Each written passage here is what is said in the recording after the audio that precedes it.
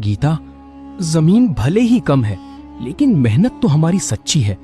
मैं चाहता हूँ कि हम बिना किसी झगड़े के अपने हिस्से की खेती शुरू करें। कोई बात नहीं, हम इसी जमीन से शुरुआत करेंगे और खूब मेहनत करेंगे।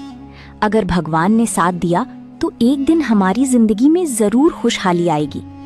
इसके बाद दोनों मिलकर खेत की खुदाई शुरू करते हैं। वहीं दूसरी ओर रवि हल से अपनी जमीन जोत रहा था। तभी सीता पानी लेकर आई और रवि से कहने लगी, जरा देखो तो, हमारा खेत पूरा पसरा पड़ा है और उन दोनों को देखकर ऐसा लग रहा है जैसे किसी बाड़े में खेती कर रहे हैं। चिंता मत करो, माँ का आशीर्वाद है हम पर।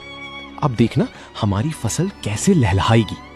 अमन तो बस पढ़ा लिखा किसान है, असली खेती करना उसे आता नहीं। शाम का समय, घर में गीता और अमन थके हुए आते हैं।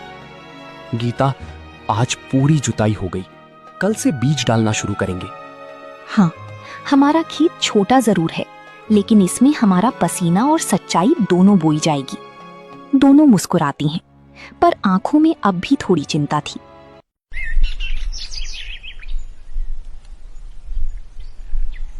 अगली सुबह गांव के चबूतरे पर कुछ बुजुर्ग बातें कर रही थी। सुनो, रवि ने तो बिना पंचायत की बात माने ही ज्यादा जमीन पर कब्जा कर लिया। अमन भी जमीन कम होने के बावजूद भी खूब मेहनत कर रहा है।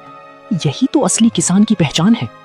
कुछ हफ्तों बाद दोनों खेतों में फसल उगने लगती है। रवि का खेत फैला हुआ था, लेकिन उसमें जगह जगह सूखापन था। वहीं दूसरी ओर अमन का छोटा सा खेत हरा भरा दिख रहा था। गांव वाले गुजरते हुए चर्चा करते हैं, कम जमीन में भी अमन की फसल देखो कितनी लहलहा रही है। यही होता है सच्ची मेहनत का परिणाम। रवि ने तो काम बैलों से करवाया, लेकिन अमन ने अपने आप खेत की खुदाई की और बीज डाला। रात का समय, हल्की बारिश हो रही थी। अमन और गीता एक दूसरे को देख रहे थे। कभी कभी लगता है कि माँ ने जो किया वो शायद हमारी परीक्षा थी। हाँ, और हम उस परीक्षा में पास होंगे क्योंकि हम सच्चाई के रास्ते पर हैं। सुबह का समय, खेत में हल्की बारिश के बाद की मिट्टी की खुशबू आ रही थी। अमन अपने खेत में खड़ा फसल को निहार रहा था। गीता टिफिन लेकर आती है और फसल को लहराता देख खुश होती है। देखिए ना अमन जी, हमारी छोटी सी खेत की फसल कितनी हरी भरी है। लगता है जैसे धरती मुस्कुरा रही हो। गीता, ये सब तुम्हारे भरोसे और हमारी सच्ची मेहनत का फल है। हम कमजोर नहीं हैं, बस शांत हैं। दूसरी ओर रवि का खेत, जहां सूखी और कीड़ों का प्रकोप था। रवि परेशान चेहरा लिए खेत का निरीक्षण कर रहा था। सीता पास में खड़ी थी। ये क्या हाल हो गया है हमारी फसल का। इतनी बड़ी जमीन और फसल आधी भी नहीं बची। रवि, मुझे लगता है कि हमारी फसल को पानी समय पर नहीं मिला और बीज भी अच्छे नहीं थे। ऊपर से कीट भी लग गया।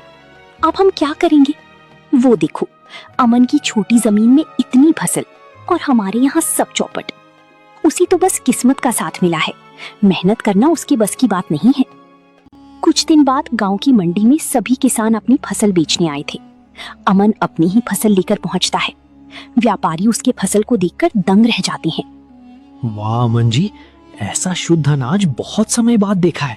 हम इसके बाजार भाव से भी ज्यादा दाम देंगे। धन्यवाद साहब, ये सब मेहनत और धरती माँ की कृपा है।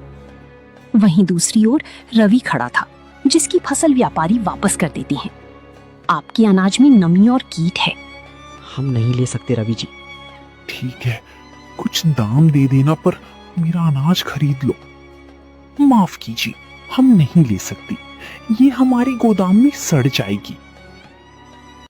इसके बाद रवि दुखी मन से अपना अनाज वापस लेकर घर आ जाता है।